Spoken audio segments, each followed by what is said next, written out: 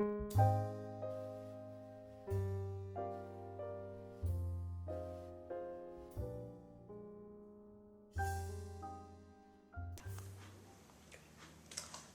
to our virtual Bible study at Trinity Episcopal Church in Galveston. We're looking at dining in the kingdom of God. A look at many meals as they are presented to us in St. Luke's Gospel, and the unique ways in which each of that experience of meal fellowship points forward toward Holy Communion, toward the Eucharist. And so we're getting lots of notes and ideas from a book by Eugene Laverdiere entitled Dining in the Kingdom of God. And so welcome to week 3. Tonight we'll be looking at a passage from Luke chapter 9, beginning at verse 10. And really the title of this week is Dinner Outside for 5,000. Luke chapter 9. On their return, the apostles told Jesus all they had done. He took them with him and withdrew privately to a city called Bethsaida. When the crowds found out about it, they followed him, and he welcomed them and spoke to them about the kingdom of God and healed those who needed to be cured. The day was drawing to a close, and the 12 came to him and said, "Send the crowd away so that they may go into the surrounding villages and countryside to lodge and get provisions, for we are in a deserted place." But he said to them, "You give them something to eat." They said, "We have no more than 5 loaves and 2 fish, unless we are to go and buy food for all these people." For there were about 5,000 men. And he said to his disciples, "Make them sit down in groups of about 50 each." They did so and made them all sit down. And taking the 5 loaves and the 2 fish, he looked up to heaven and blessed and broke them and gave them to the disciples to set before the crowd. And all ate and were filled. What was left over was gathered up, 12 baskets of broken pieces. That concludes with verse 17. Here is some of the background on this fabulous passage. In the verses just before this, the 12 disciples had been sent out by Jesus on a missionary journey with power and authority to preach and heal. And he told them to take no provisions along the way, so they relied on the hospitality of others as they journeyed around the area. And so they came and reported back to him about their journey. The disciples then had just received hospitality, and so now they will have to learn about giving hospitality to others. Luke's Gospel, of course, is where we heard much earlier about the journey of Mary and Joseph and their experience of no room at the inn in Bethlehem.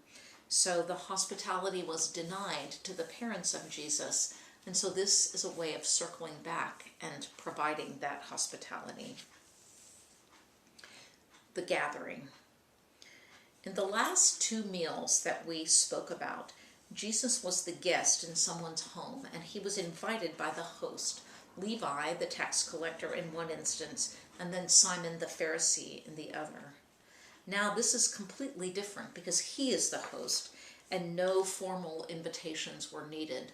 The whole crowd simply gathered around to listen to him preach and teach. And Jesus shares the hosting duties with the 12 disciples. There's no mention of a house or a home. This event took place outside. The miraculous gathering and feeding of 5,000 is reported in all gospel narratives, all 4 of them, and it's one of the very few miracles that shows up in all 4 gospels. Unlike the other 2 meals that we have just looked at, the quantity of food was a problem here. It ended up being a huge show of abundance. As happens many times in the scriptures, we have a key number that keeps showing up, and so the number here, of course, is 12. There were 12 disciples. They represent the 12 tribes of Israel. After the meal, there were 12 baskets of leftovers gathered up. When we look at the meal itself, it's important for us to know all of these centuries later that every communion service no matter how it is laid out, is patterned after this meal. And so he took, blessed, broke, and gave. We say that every single Sunday, every denomination, all throughout history. He took the bread, he blessed it, he broke it, and he gave it to others. And so these are actually considered the four movements of the Eucharist. This meal also points back to the manna in the wilderness in the days of Moses, the days of the children of Israel wandering in the wilderness, and there was plenty for everyone. So we should keep in mind that Moses and that manna is always in the background. The miraculous feeding actually showed all those thousands of people who Jesus is. So it wasn't that he was describing himself, it wasn't that someone else was describing his role or that he was the Messiah. He showed them by these actions. When we think about the teaching that day, Jesus taught them, we're told, about the kingdom of God, and he healed them. And that teaching took all day long, all afternoon, until the sun was setting, and it was time for an evening meal. Dividing them into 100 groups of 50 people points forward to a time of teaching in the early church. And so this is meant to be almost like a diocesan council gathered from many small congregations, that each of those congregations of 50 is together in their own unit and they're listening to the Lord teach. The primary teaching, of course, is this: the kingdom of God is for the whole human race. And so here are some questions to think about.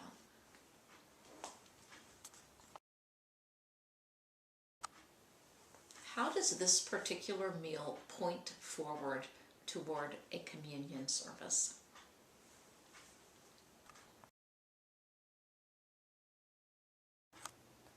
When you hear that feeding of the 5,000, do you think that women and children were included in that number, 5,000?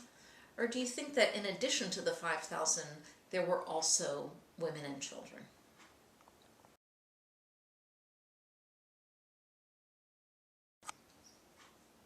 When they all scattered out and went home, what on earth were they thinking?